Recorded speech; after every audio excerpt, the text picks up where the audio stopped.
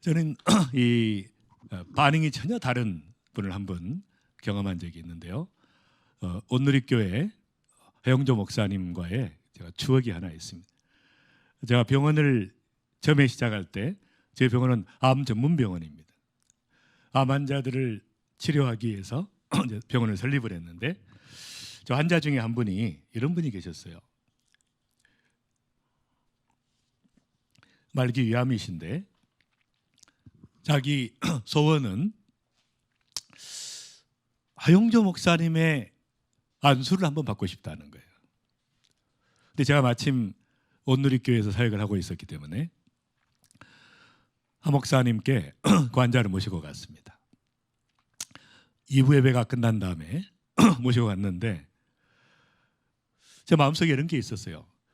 이 위가 막혀서 아무것도 먹지 못하는, 뼈밖에 남지 않는, 머리는 다 빠지고 또 복수는 이렇게 차고 도저히 그 기도가 안 나오는 너무너무 처절한 이런 환자들을 위해서 목사님은 어떻게 기도하실까?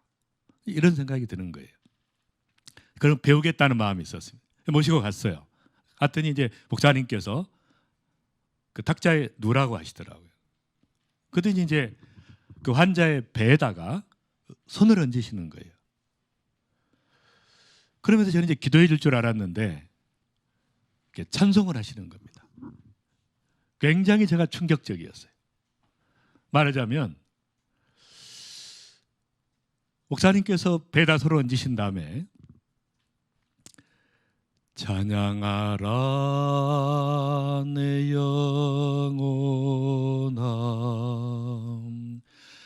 찬양하라 내 영혼아,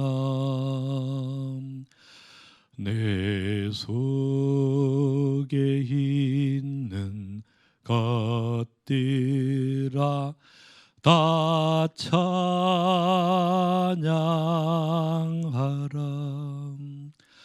감사하라 내 영혼아, 감사하라 내 영혼아, 내 속에 있는 것들아 다 감사하라.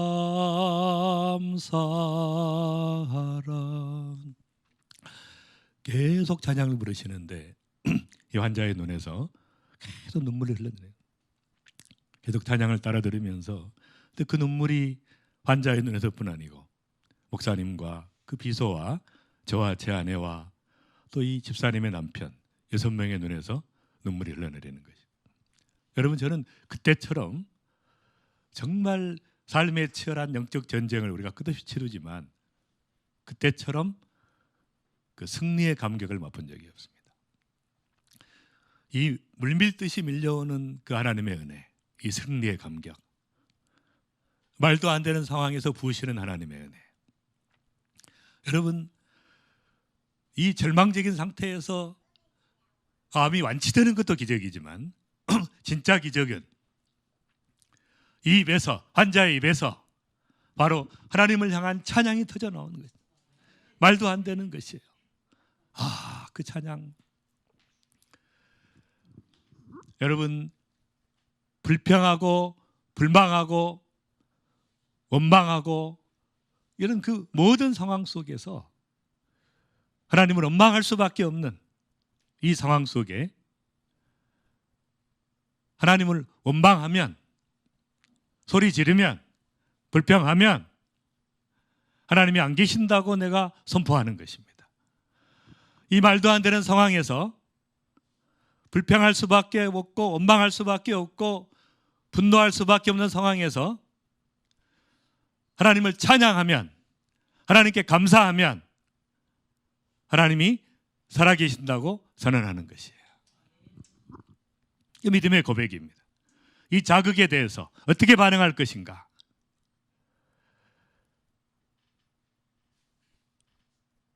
여러분, 하나님 앞에 범사에 감사하고 무조건 찬양하는 것이 하나님의 뜻입니다. 말도 안 되지만 하나님이 이 사건 가운데 함께 하신다고 믿고, 그래서 이 모든 악조건에서 감사하고 찬양하고 나가면 하나님께 한 표를 던지는 것이고, 우리가 원망하고 불평하고 낙담하고 좌절하면 사단에게 한 표를 던지는 것입니다. 당신이 옳다고 이야기하는 것이에요. 어떤 것을 선택할 것인가? 절대 감사로 나가야 됩니다. 절대 찬송으로 나가야 됩니다. 저는 그때부터 제가 새로운 습관이 하나 생겼어요. 말도 안 되는 상황이 되면 제가 조용한 데로 갑니다. 가서 조용한 데 가서 두 손을 들고 찬양합니다 주님, 감사합니다 주님. 그러고 나면 저를 압박하던 너무 힘들던 모든 상황들이 순식간에 사라지는 걸 봅니다. 절대 찬양을 배웠습니다. 절대 감사를 배웠습니다. 상황을 초월한 이 모든 상황 속에 주님이 함께 하시고 주도하고 계신다는 상, 하나님을 찬양하고 감사하는, 여러분 성경에 있는 인물들이 욥은 절망적인 상황에서 말도 안 되는 가족과 자녀와 모든 재산이 날아간 상황에서 주신 자도 여호와시오 거두신 자도 여호와시니 여호와 이름이 찬송을 받으실지어다 찬양해버린 것이죠. 여러분 다윗은 자기를 잡아 죽이려는 3,000명의 사울의 황실친위대가 굴마다 뒤지는 그 절망적인 상황에서 바로 거기서 시편 57편이 터져 나오는 것이죠. 하나님이여 내 마음이 확정되었고 확정되었사오니 내가 노래하고 찬송하리이다. 내 영광아 깰지어다 비파야 소금아 깰지어다 내가 새벽을 깨우리로다. 주여 내가 만민 중에 주를 감사하며 온 열방 중에 주를 찬송하며, 바로 그 상황에서 죽음을 앞둔 쫓기는 처절한 상황에서 하나님을 찬송하고 감사하면서 나간 것이죠. 사도 바울은 빌립보 감옥에 들어가서 깊은 감옥에서 착고를 채우고 고문을 당하고 처절한 상황에서 하나님을 찬송했습니다. 하나님을 찬송했더니 바로 지진이 일어나고 옥토가 움직이고 문이 열린 것이. 여러분 찬송은 지옥의 문을 여는 것입니다. 닫혔던 문을 여는 것입니다. 모든 상황을 뒤집어 버리는 것이 찬송의 능력이에요. 성도들에게 부탁드립니다. 여러분 문제가 생기면 해석하지 말고 찬양하십시오. 해석할 필요가 없어요. 우리는 해석할 수 없어요. 하나님이 행하신 일에 대해서 찬양하며 나가야 됩니다. 감사함으로 나가야 됩니다. 주님 새로운 일을 행하시옵소서. 우리는 알지 못하지만 하나님 살아계신 하나님 역사하시옵소서. 주님 찬양합니다. 영광을 받으시옵소서. 해석하지 않고 찬양하는 역사가 일어나길 바랍니다. 이것이 온 세계를 향하여 정한 경영이며 이것이 열방을 향하여 편손이라 하셨나니 만군의 여호와께서 경영하셨은즉 누가 그것을 능히 피하며 그의 손을 펴셨은즉 누가 그것을 돌이킬 것인가. 하나님이 행하시는데 여러분 코로나가 빨리 끝나기를 기도할 것이 아니라 하나님의 뜻을 이룰 때까지는 멈추지 않도록 하나님께서 하나님의 뜻을 이루도록 모든 성도들이 깨어나고 수많은 불신자들이 하나님을 두려워하고 하나님 향할 수 있도록 주의 역사하여 주옵소서. 이렇게 기도하는 것이 맞는 것입니다. 보라 그에게는 열방이 통의 물 한 방울과 같다고 그랬어요. 말하자면 온 열방, 우리가 두려워 떨던 나라들 통의 물 한 방울과 같은 것입니다. 아무것도 아니에요. 다 겸손케 하셨어요. 저는 그것에 감사해. 하나님 앞에 너무 감사한 것은 모든 개인을 겸손케 하시고 모든 나라를 겸손케 하시고 벌벌 떨게 만드셨습니다.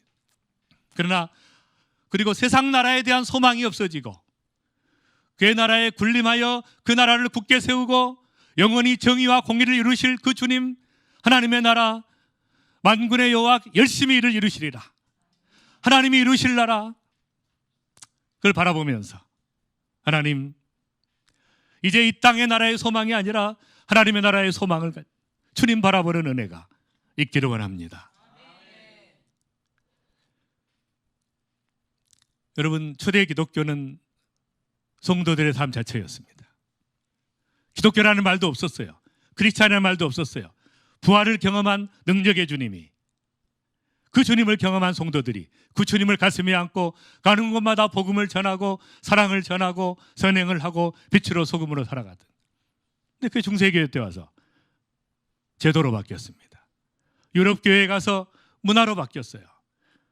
미국 교회로 가서 기업으로 바뀌었습니다. 하나님께서 다시 한번 성경적 교회를, 신약 교회를 회복하기를 원하십니다. 미래의 교회는 다시 한번 모든 성도들의 삶을 그리스도의 신부로 회복되는 엄청난 하나님의 역사를 일으키시기를 하나님이 주도하고 계시는 거예요. 이제는 삶으로 돌아가야 돼요. 모든 성도들이 그리스도의 신부의 삶을 회복하고 거룩을 회복하고 초대교회를 회복하고 사명자의 삶을 회복하고 가는 곳마다 주의 말씀을 전하는 놀라운 은혜가 있기를 바랍니다. 바로 이 코로나는 오리지널 디자인으로 돌아가자는 것이에요. 본래 하나님께서 디자인하셨던 본래 교회의 모습으로 돌아가게 하여 주옵소서. 회복되게 하여 주옵소서. 저는 이 기도가 간절한 기도가 나옵니다. 그래서 우리가 신약교회는 구원과 성화가 가능한 구조였어요.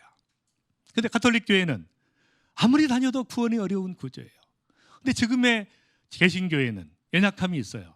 성화가 어렵습니다. 아무리 다녀도. 이런 구조는 아니라는 것이죠. 이제는 모든 성도들이 다시 한번 신약교회를 회복함으로 거룩하신 주님 앞에 거룩을 회복해가는 구조의 혁명이 일어나기를 바랍니다. 새 포도주가 새 부대에 부어지기를 원합니다. 구원과 거룩한 삶이 가능한 구조로 정말 보이지 않는 침투적 교회로 회복되는 하나님께서 이 교회를 뒤흔들어서 하나님이 원하시는 오리지널 디자인으로 회복해가는 그 엄청난 과정을 보고 있습니다. 말하자면 교회가 침투적 교회로 공동체로 회복되고 신학교로 회복되고 종교가 회복되는 모든 성도가 땅끝까지 나아가는 땅끝까지 증인되라고 하는 그 말씀이 사도에게 주신 말씀이 아니라 나에게 주신 말씀이기 때문에 그 약속의 말씀을 붙들고 나아가는 그런 은혜가 있기를 바랍니다.